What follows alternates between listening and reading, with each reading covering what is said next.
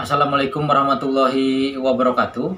Selamat datang kembali di channel saya. Jika pada episode sebelumnya saya membahas pertempuran di Morotai, yaitu kisah Nakamura yang bersembunyi selama 30 tahun di hutan dan dia tidak mengetahui bahwa perang telah usai, maka kali ini saya akan membahas kembali tentang salah satu pulau yang menjadi pusat palagan pertempuran yang cukup besar pada Perang Dunia Kedua yang berada di wilayah Papua, yaitu Pulau Biak. Pulau Biak menjadi medan pertempuran Perang Dunia Kedua antara kubu Jepang dengan sekutu.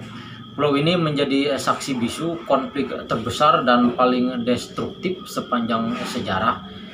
Tak heran jika sampai hari ini masih banyak ditemukan sisa-sisa peninggalan perang dari Perang Dunia Kedua. Salah satu yang menjadi peninggalan dari peristiwa tersebut adalah situs Gua Binsari, kalau orang menyebut, atau kita sebut sebagai Gua Jepang. Nah, di gua tersebut diceritakan tentara Jepang bersembunyi dan dijadikan sebagai pusat logistik dan juga pusat pertahanan. Namun pada akhirnya mereka semua yang ada di gua tersebut tewas karena gua tersebut berhasil dibom oleh sekutu. Selengkapnya mari kita ikuti sama-sama pembahasannya. Sejak tahun 1942, wilayah Indonesia menjadi salah satu panggung terbesar dalam pertempuran di Perang Dunia Kedua antara pasukan sekutu di bawah komando Amerika Serikat dan juga pasukan Jepang. Baik di darat, di laut maupun di udara, pasukan Amerika terlibat dalam sejumlah pertempuran besar, mulai dari Laut Jawa, Laut Makassar, dan hingga ke Laut Papua. Di wilayah Indonesia Timur misalnya, sejak tahun 1944, pasukan Amerika sudah berada dalam posisi ofensif di mana mereka terus mendesak pertahanan-pertahanan Jepang di pulau-pulau yang ada di sekitaran Papua. Pertempuran di Pulau Biak dimulai pada tanggal 27 Mei sampai dengan 17 Agustus tahun 1944, merupakan satu dari rangkaian pertempuran dalam kampanye sekutu di Papua Barat yang dikomandoi oleh Jenderal Douglas MacArthur. Kalau misalkan kita lihat secara keseluruhan, pasukan sekutu pada waktu itu dia menggunakan taktik loncat kodok, di mana dari wilayah Hawaii, pasukan Amerika bergerak maju ke wilayah Kepulauan Mariana dan kemudian satu persatu pulau-pulau yang ada di sekitaran itu yang dikuasai oleh Jepang ditaklukkan. Pertempuran-pertempuran di wilayah Papua dimulai pada tanggal 22 April, di mana pada waktu itu pasukan-pasukan sekutu terlebih dahulu menguasai wilayah Jayapura. Kemudian dilanjutkan dengan pertempuran di wilayah Sarmi pada tanggal 17 Mei. Dan pertempuran di Pulau Wakde pada tanggal 18 Mei sebelum akhirnya sekutu loncat ke Pulau Biak. Jenderal MacArthur yang waktu itu merupakan panglima sekutu di wilayah Pasifik menyerahkan tanggung jawab serangan Pulau Biak ini kepada Panglima Angkatan Darat ke-6 Amerika Serikat, yaitu Letjen Walter Kruger. Kemudian Kruger menunjuk Letjen Robert Lawrence untuk merancang skema penyerangan terhadap Pulau Biak. Jenderal MacArthur pada waktu itu berkeyakinan bahwa serangan terhadap Pulau Biak dapat dilaksanakan dengan waktu kira-kira 1 minggu. Tingginya kepercayaan diri dari MacArthur ini tidak lepas dari laporan intelijen sekutu yang menguraikan bahwa Biak hanya dipertahankan oleh sekitar 2.000 serdadu Jepang saja, dipimpin oleh seorang kolonel yang bernama Kazume Naoyuki dan Laksamana Sadatoshi Senda.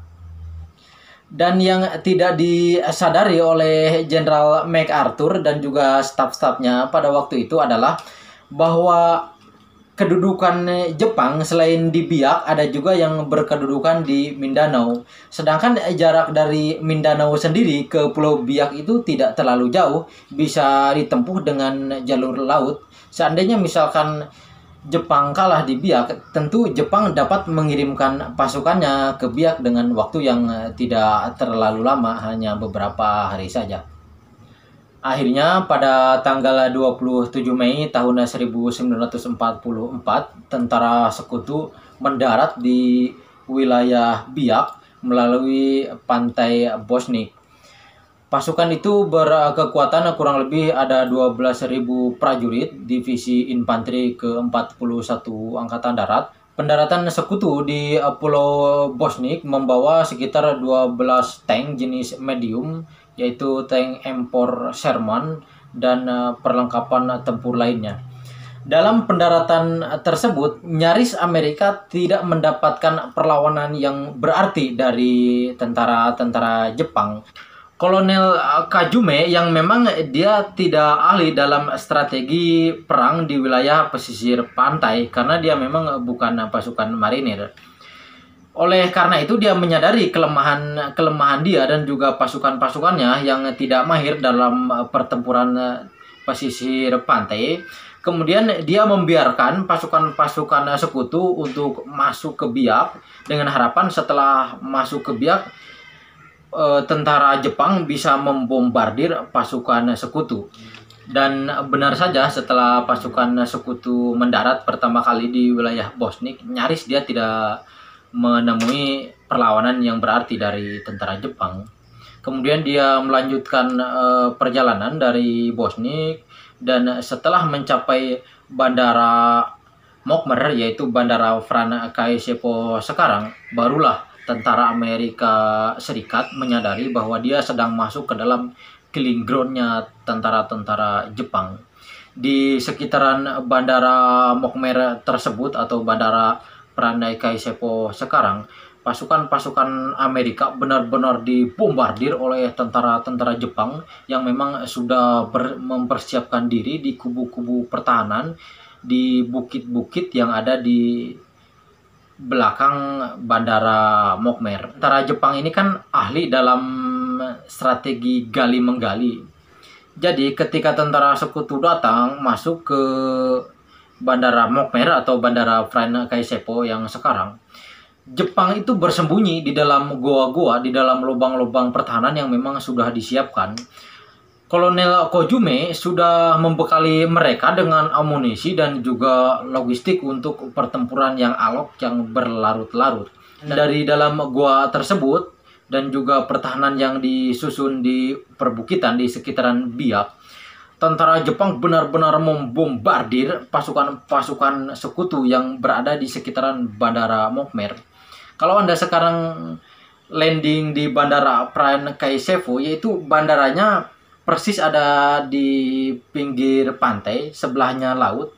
Sedangkan pasukan Biak berada di bukit-bukit yang berada di samping bandara Franz Kaisepo sekarang. Dan dari bukit tersebut, dengan senjata-senjata mesin, pasukan Jepang benar-benar bisa menjangkau sasaran, yaitu tentara-tentara sekutu yang berada di wilayah bandara Mokmer. Kemudian akhirnya sekutu menyadari bahwa jumlah pasukan Jepang jauh lebih banyak, bahkan 5 kali lipat daripada yang diperkirakan.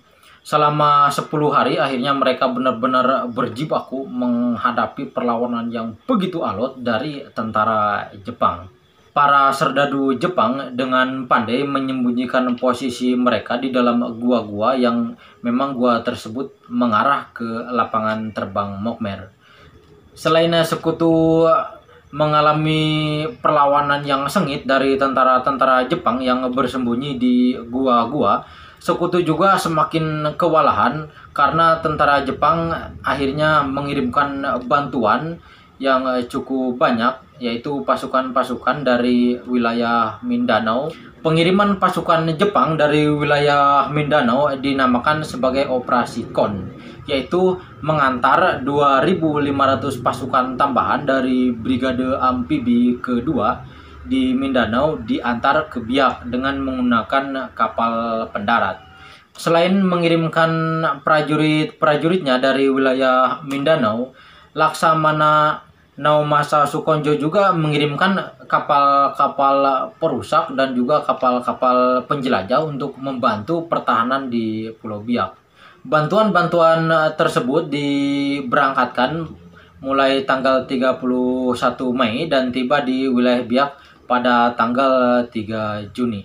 Pasukan-pasukan Jepang yaitu Serdadu Resimen Infanteri ke-222 yang di bawah komando Kolonel Kojume memang amat pandai dan benar-benar mampu memanfaatkan bentang alam wilayah Biak. Unit-unit mortir dan juga meriamnya dipasang dengan baik dengan ditutupi samaran-samaran dari dedaunan agar tidak bisa dipantau oleh pasukan-pasukan pengintai udara dari sekutu.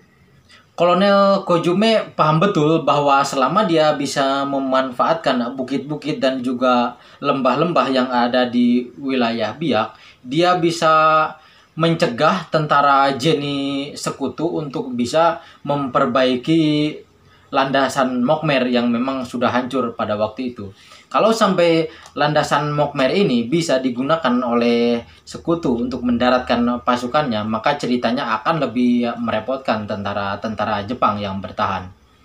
Setelah pertempuran berjalan selama 10 hari dan belum juga ada titik-titik terang kemenangan, kemudian akhirnya Jenderal MacArthur mengirimkan komandan baru untuk memimpin pasukan-pasukan di wilayah Biak, dan yang dikirimkan sebagai penggantinya yaitu Brigjen Jean Anderson Du.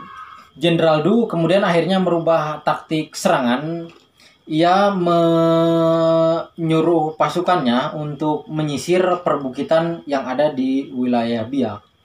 Dan setelah disisir, benar saja pasukan-pasukan Jepang ini banyak bersembunyi di lubang-lubang pertahanan.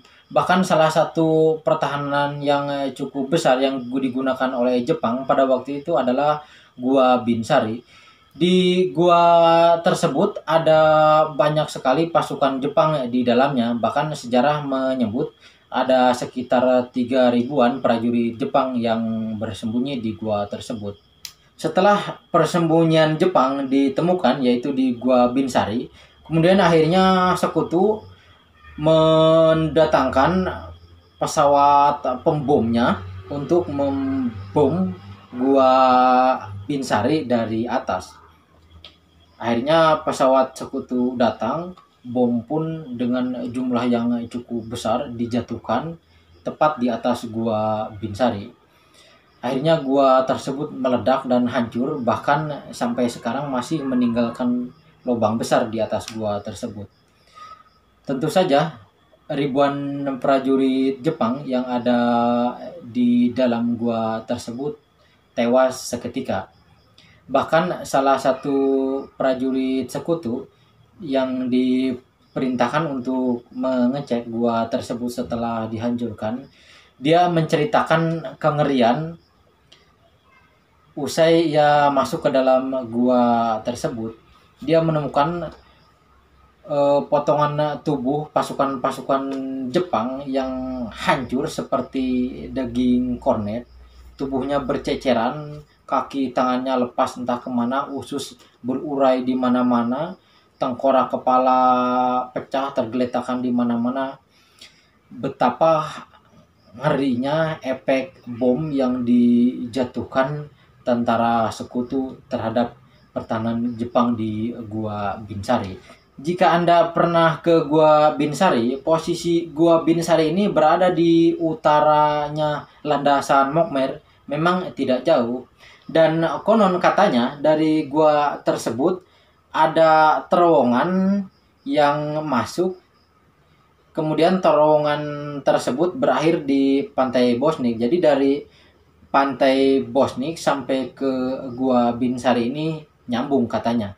Dan di dalam gua tersebut ribuan prajurit Jepang bertahan di situ. Setelah guanya dibom, ribuan orang yang ada di dalamnya benar-benar tewas seketika. Bagi Anda yang pernah berkunjung ke Biak, saya yakin bahwa pasti rata-rata yang berkunjung ke sana selalu berkunjung ke Gua Jepang ataupun Gua Binsari. Dan bagi Anda yang akan merencanakan perjalanan wisata ke wilayah Papua, khususnya ke wilayah Biak, saya merekomendasikan untuk berkunjung ke Gua Jepang. Karena di Gua Jepang Anda masih bisa menemukan sisa-sisa peninggalan Perang Dunia Kedua. Ada banyak sekali peninggalan-peninggalan yang masih bisa kita temui di Gua Binsari, seperti sisa bangkai dari pesawat yang dihancurkan oleh sekutu, juga mortir maupun bom-bom Jepang yang tidak sempat digunakan. Bahkan pengelola wisata Gua Binsari atau Gua Jepang, yaitu Mando Maurid Rumaropen dan juga ayahnya, dia membuat sebuah bangunan, dan di dalam bangunan tersebut yang berukuran kurang lebih 2 atau 3 meteran masih bisa ditemukan sisa-sisa tulang belulang dari prajurit-prajurit Jepang. Kemudian jika Anda masuk lebih jauh ke dalam, Anda akan melihat lubang menganga di atas Gua Binsari. Lubang tersebut memang cukup besar karena tepat di atas lubang tersebut bom sekutu dahulu dijatuhkan yang akhirnya menewaskan ribuan dari prajurit-prajurit Jepang. Tidak jauh dari Gua Binsari, Anda juga akan menemukan Tugu Perang Dunia Kedua yang ada di wilayah Bosni, dan di tugu tersebut ada 7 batu yang menggambarkan 7 jenderal Jepang yang tewas pada waktu itu, termasuk Kolonel Kojume. Dan saya cukup beruntung karena saya sendiri pernah berkunjung ke wilayah Biak dan tentu saja berkunjung ke tempat-tempat yang menjadi peninggalan Perang Dunia Kedua. Waktu itu saya ditemani oleh rekan saya asli orang sana yang bernama Mando Maurid Rumaropen, yang merupakan pengelola dari tempat wisata Gua Binsari. Saya diajak berkeliling di sekitaran Gua Binsari dan juga ditunjukkan sisa-sisa peninggalan yang masih ada di Gua Binsari yang masih terawat cukup baik. Ada banyak peninggalan yang masih bisa ditemukan di sana. Bahkan salah satu peninggalan dari Perang Dunia Kedua yaitu kendaraan milik sekutu, mobil jenis Jeep Willys, berhasil dia restorasi dan bisa digunakan oleh wisatawan untuk berkeliling di sekitaran Pulau Biak. Setelah Anda berkunjung ke peninggalan-peninggalan Perang Dunia yang ada di Biak, Anda akan menyadari bahwa betapa kejamnya perang yang pernah terjadi di masa lalu.